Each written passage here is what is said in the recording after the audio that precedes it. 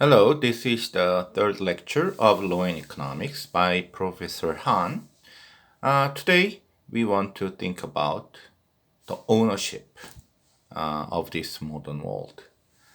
Uh, Ownership, if you found out a book like that on the street, there must be an owner. Somebody might have lost it, somebody put it there, something like that. So and when you come to some house, there's an owner inside there, and then you can find out who owns that house. But things are not that simple and easy nowadays. Think about the university, Yonsei University I'm working at. Who's the owner of Yonsei University? Well, let's think the people inside Yonsei University one by one. The professors, the students, the alumni, maybe the staff member. And you don't know very well, there are something called board of directors who make all the important decisions for the university. Are any of is any of them the owner of Yonsei University?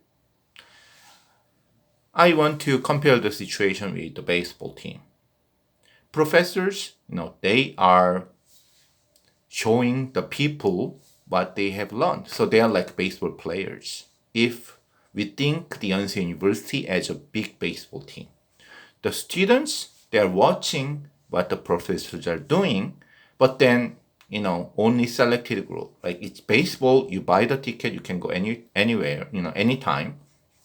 However, the university student usually they got admissions and have the right to attend the university for 4 years. So I would call them a season ticket holder for 4 years. Alumni, they cannot come to the game anymore, but they are abroad, but they are still supporting the team, something like that. None of them are the owners of baseball team. So basically, Yonsei University, everybody says, the student says, we are the owner of Yonsei University. The professor says, we are the owner, but they are not. I'll give you one example.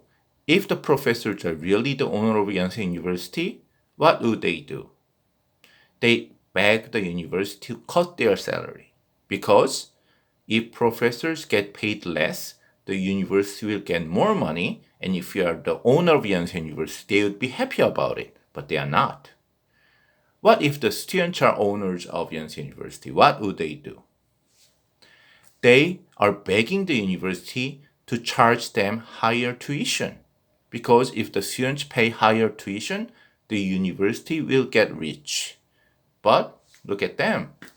They are always fighting to reduce the tuition. So in the end, whatever they say, the Yonsei University does not have a owner. How is that odd? But you come to think about it, when you have a stockholder, the modern corporation, there's not one owner. Many people invested, but we cannot point out one person as the owner. Why we care so much about ownership? Look at these two animals, rhinoceros and the lamb, little lamb. In Korean, 코뿔소 and 양. Who's stronger? If you set free of them in the African jungle for a couple of days, who would survive? Most definitely the rhinoceros would survive, and the lamb would be eaten by some wolves or lions and something like that. So, what would be your guess? Who would be more prospering in this modern world? If you have guessed there are more rhinoceros than lamb, you are wrong. Actually, lambs are abundant all over the world. Rhinoceros, only thousands of them. They are on the verge of extinct. What makes the strong rhinoceros almost on the verge of extinct and this weak lamb prospering all over the world? It's very simple. The simple answer is the rhinoceros does not have the owner.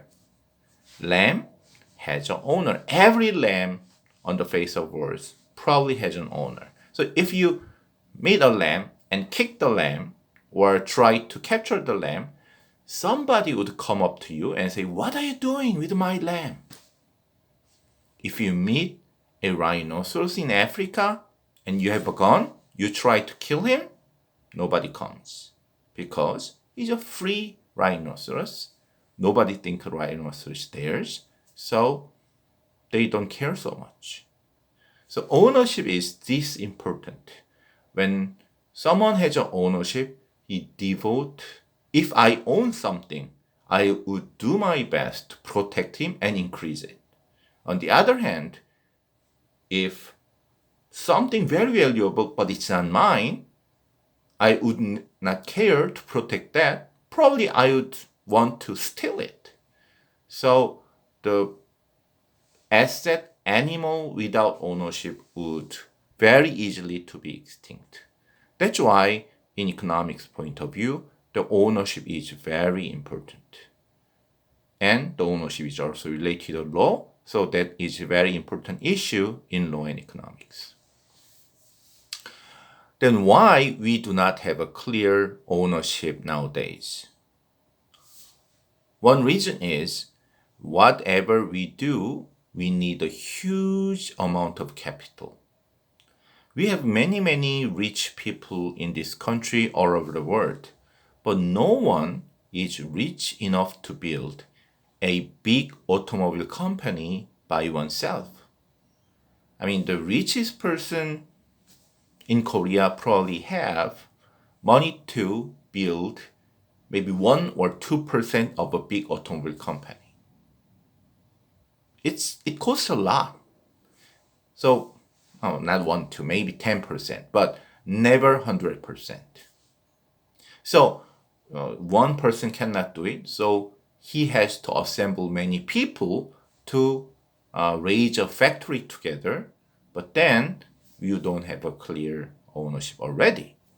I'm going to talk about that a little bit more later. Let's assume that you happen to have $1 billion, maybe enough money to build a factory. But still, even though you are that rich, it's very tough for you to invest all your money into one factory. I mean, if you have $1 billion, you don't have to ever work again. Maybe your grandson, great-grandson doesn't have to work again. Think about that. You got 1% interest on $1 billion. How much would that be? That's 10 million a year. I mean, come on, that's a lot of money. And then you would have a very hard time to spend $10 million a year. So if you have $1 billion, I mean, why would you risk your whole life, not only you, your son, grandson, and great-grandson, for this one factory that might fail? So people are risk averse. So if you have a $1 billion, you may want to invest maybe $500 million, but never the whole money. That is why this huge factory we need to build airplane, computers, or automobile, it's almost impossible for one person to have the total ownership of that company. So the most important huge organizations in our society doesn't have ownership. And then, as I mentioned, then it's like a rhinoceros. It's in danger. As a result, we call 재벌, that's a big company. Nobody owns it 100%, but there is a biggest stockholder. Let's assume that a person has a 10% ownership of a big company named Yonsei. Maybe Yonsei is making airplane or something. But 10% is big enough because all the other itchy small guys are like 0.1%, things like that. So even though he has only 10% ownership, he has 100% control of the Yonsei company. Of course, which does not exist. Okay? In reality, but let's assume that Yonsei company is a very big company building ships and airplanes. There's a very easy way for this person to make money. He purchased a $10 pen and sell it to Yonsei, but not at $10, $100. Then how much money would he make? The profit would be, because he made $90 out of it. He purchased it 10, sell it at 100, so net profit would be 90. But one more thing to consider, because he has 10% ownership and this Yonsei company has a $90 loss. Your gain, Yonsei's loss. But Yonsei is not like stranger. You have 10%. So when Yonsei lost 10%, you are losing $9. That is why your net profit would be $81. Still very good. You invest $10 and then your return would be 81. 800% return. Great. Instead of the small cheap $10 pen, you can do something like $10 million house and you sell it at $100 million. Then you will get $81 million overnight. So that is the problem with the current big organization like Jaeber. The Jaeber family has a small portion of ownership, but they are controlling everything for the company. And, they're only humans. When they can see how easy they can make money, you would be very tempted. Of course, there are many laws try to avoid that, but basically, this profitability is so great. That is why sometimes they do something bad and people criticize them. Anyway, once again, the great big organization which needs huge invest. Nowadays, it's impossible for one person to own the whole thing. So it's either no ownership or partial ownership. What about the stockholder, you may say? They are the owners of the company today, but tomorrow they can sell their stock and run away. So they are not the real owner. If they can make huge money by collapsing the company or factory, they might do it because they want to get their money out of it, only if they can do that. So they are like temporary ownership, which is really, really not the real ownership.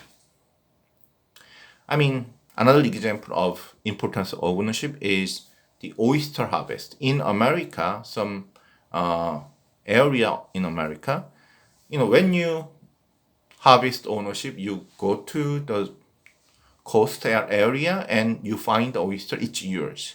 But then they changed the rule. There are maybe 100 fishermen, they divide the coastal area to 100 and give one coastal area to one fisherman, so nobody else would come. What happens? When the first one who catch the oyster has it, everybody catch the oyster, whether it's small or big. So all baby oysters are gone. But when you can be sure that if I don't catch baby oyster, next year I come back, because it's my coastal area, nobody would take the oyster, they would leave the small oyster there so that they grow. As a result, within few years, the oyster harvest increased by 50%. So when you really have a long-term ownership, you can plan these things and the productivity increase a lot.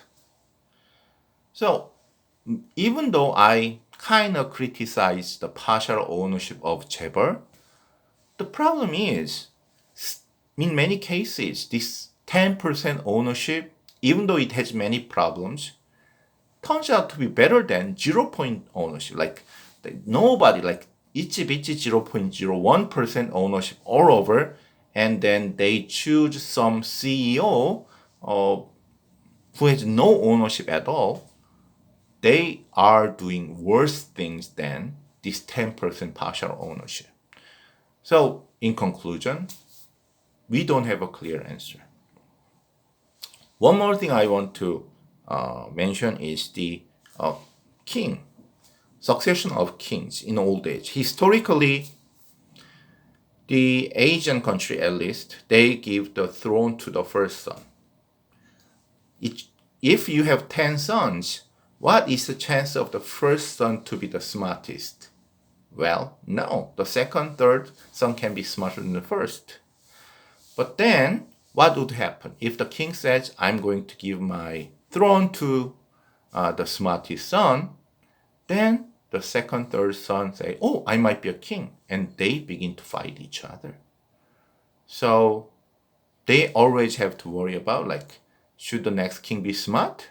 Or, like, the princes, all the princes fight each other, so we might go into chaos. So all these things happening in modern big organizations, and once again, there's no clear answer. So, but when we call that the governance, so the governance system should replace the good merits of ownership, which is almost impossible, but we can certainly improve. So it's cross-checking, something like that. So the governance is, the word itself is replacing the ownership when ownership does not exist, and like do our best to make the organization or factory corporation better. Okay? Thank you.